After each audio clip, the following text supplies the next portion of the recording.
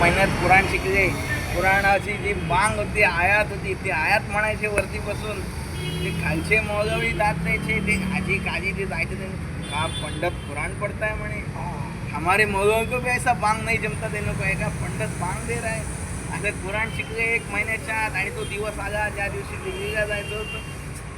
सगळे जयपूरवासी जगन्नाथांचा निरोप घ्यायला आले. जगन्नाथा जाशील तर हिंदू धर्म परत धर्मध्वज फडकावतच परत ये म्हणे काळजी करू नका, भगवंताने मला प्रेरणा दिली, मी नक्की जाणार.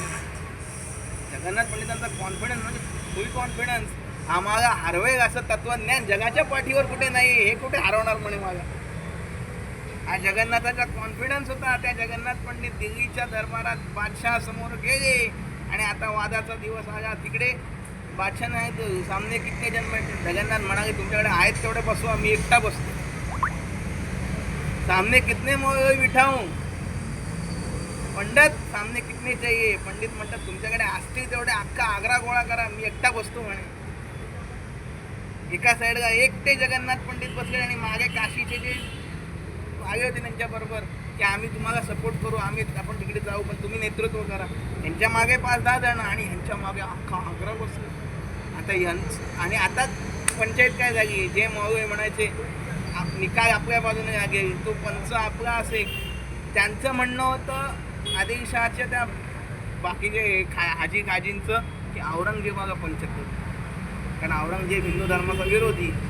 पण त्यामध्ये जे मौलवी होते, जे वाद करायला, त्यांचं म्हणणं आम्हाला औरंगजेब मान्य नाही, पंच करायचं तर दारा शिकवायला करायचं, म्हणजे औरंगजेबाचा भाऊ. म्हणजे दारा शिकवायचं पंच झाला तर आपली वाट आहे, कारण तो सत्य आहे तेच बोलणार, तो खोटं बोलणार नाही आहे. आणि तो हिंदू धर्माचा पुरस्कर्ता होता. दारा शिकवणे हिंदू धर्माचं बरंचसं ज्ञान अरबी आणि फारसी भाषेत लिहिलेलं आहे, जे आपल्याकडचं आहे. आणि त्याला आपला धर्म खूप आवडायचा, त्यामुळे तो आपल्या धर्माच्या विरोध कधी बोलणारच नाही. आता मेन पंच बदलल्यावर ह्यांची सगळ्यांची बोंबाबोंब. आपण कधीच अभ्यास केला नाही आहे आपल्या तत्वज्ञानाचा, आणि ते अभ्यास करून आले. ते अभ्यास करून आले आणि आपण अभ्यासच नाही करत. आपल्याकडे आहे काय, आपण समजावून कुठे घेतलं होतं आपलं पुराण. कधी फक्त मुसलमान बनतोस का मारू का पाठवू एवढंच आपलं म्हणतो. आपण आपलं पुराण कधीच नाही समजलं. ते अभ्यास करून आता चालू झाला वाद किती दिवस चालला, महिनाभर वाद चालला. सकाळी 4 तास संध्याकाळी 4 तास होते, म्हणजे सकाळी साधारण 8 ते 12, संध्याकाळी 4 ते 8, असा महिनाभर वाद चालला. एक मुद्दा त्यांच्या मौलवींनी असा प्रस्तुत करावा आणि जगन्नाथ पंडितांनी हुंकर मारून भुसा उडवा तसा उडवून लावावा. आता शेवटचा मुद्दा आला, तुमचा इंद्र म्हणे अहिल्या जा रे. शेवटचा मुद्दा. आता वाद सगळा समजा 30 दिवस रात्र वाद झाला. शेवटचा मुद्दा त्यांच्या मौलवींनी टाकला, तुमच्या धर्मात तुमचा इंद्र हा अहिल्या जा रे म्हणे. जगन्नाथ पंडितांनी त्याच्यावर उत्तर दिलं, इंद्र हे आमच्या धर्मातलं एक पद आहे, तो परमनंट राजा नाही आहे. 100 अश्वमेध केले की प्रत्येक युगात इंद्र बदलतो. इंद्र हे आपल्याकडे पद आहे. आणि त्यावेळेच्या कुठल्या तरी इंद्राने त्या अहिल्याशी ते करायचे प्रयत्न केला. पण अहिल्या जार याचा अर्थ काय. अहिल्या अहल म्हणजे रात्र आणि अहिल्या जार म्हणजे सूर्योदय. रात्रीला कापून सूर्योदय होतो त्याला अहिल्या जार म्हणतात. आणि इंद्र आणि अहिल्या हे म्हणे, अहिल्या इंद्राच्या भावाची बायको तर नव्हती ना. तुमच्या बादशाहाने तो स्वतःच्या भावाच्या बाजूला पण प्रश्न केला. मुद्दा संपला. दारा शिकवायला एवढा आनंद झाला, क्या बात आहे. पंडित राज तुम्ही खरंच ग्रेट आहे.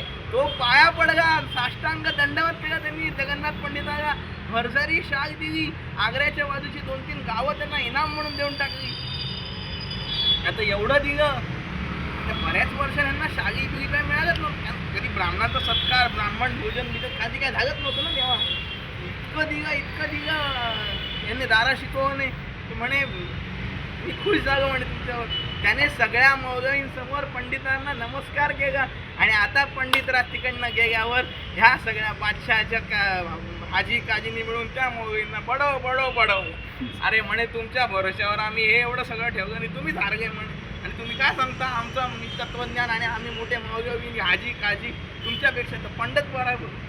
त्याने आपले कुराणातले मुद्दे असे उडवून लावले, तुम्हाला एक पण मुद्दा त्याचा फोडता आला नाही. तर असं हे झालं तर आता त्यांना शहागिरी मिळाली, 2-4 गावं मिळाली.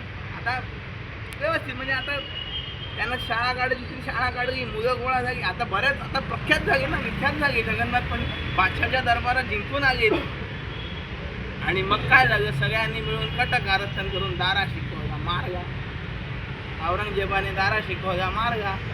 आणि दारा शिकव मरून औरंगजेब गादीवर बसला. जेव्हा औरंगजेब गादीवर बसला तेव्हा हिंदू धर्माची हे वेगळी आली.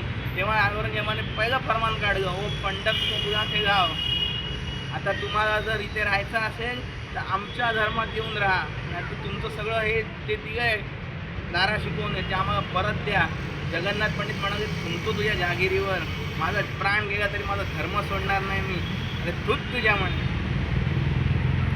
मग त्यांना परत एक आयडिया केली औरंगजेबाने की त्यांना इकडे बोलवा, त्यांच्याशी आपण चौसरचा डाव खेळू.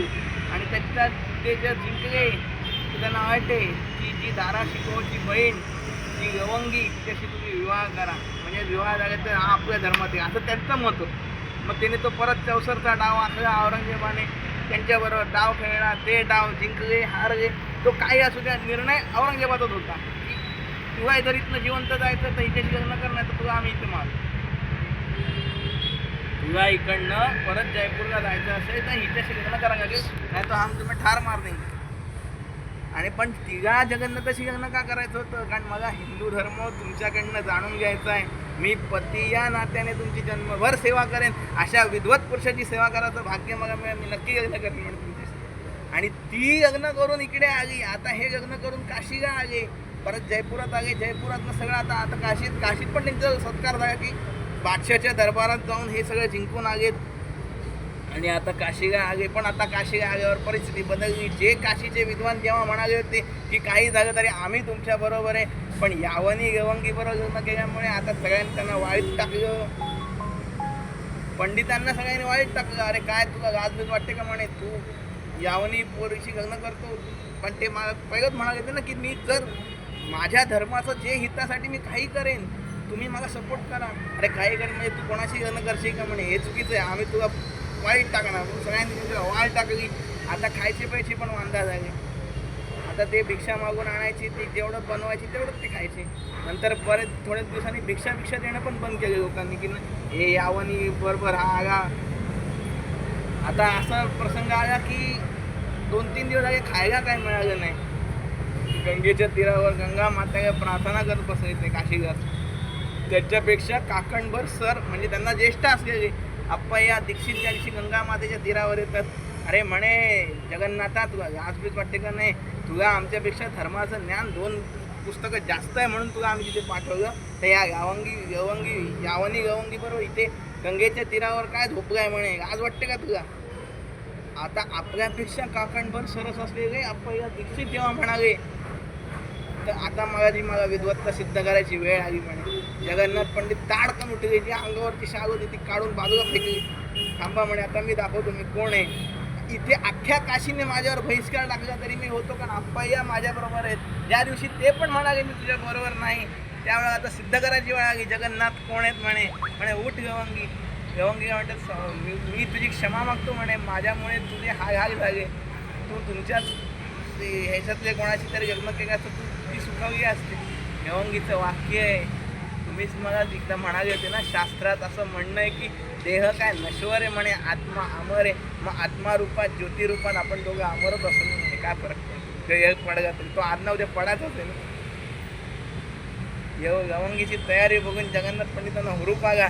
पंडित राजांनी 52 श्लोकांचं गंगा लहरी स्तोत्र त्या गंगेच्या किनाऱ्यावर बसल्या रचलं आणि म्हणून दाखवलं.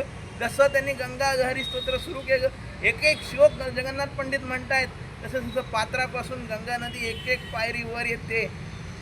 खळवळतंय अख्खं पाणी, प्राण्याचा प्रवाह वाढतोय सगळं हे. आणि अप्पय्या दीक्षित आणि अख्खी काशी मागे उभारून बघते हे काय होतंय. पाणी अचानक वाढलं कसं, गंगेचा फोर्स कसा.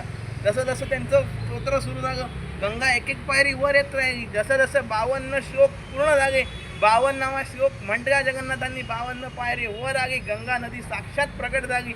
नदी रूपातली जी देवी आहे गंगा देवी साक्षात प्रकट झाली. आणि असे हात करून जगन्नाथांना म्हणाली, या पंडितराज तुमचं स्वागत आहे म्हणे. पंडितराज गवंगी बरोबर त्या पात्रात उतरायला निघाले. तेव्हा तो श्लोक आहे की ज्येष्ठ शुद्ध दशमी गा अभिनव वेळेगा यावनी गवंगी सह पंडित कविराज उद्धर गा, म्हणून तो गंगा दशहराचा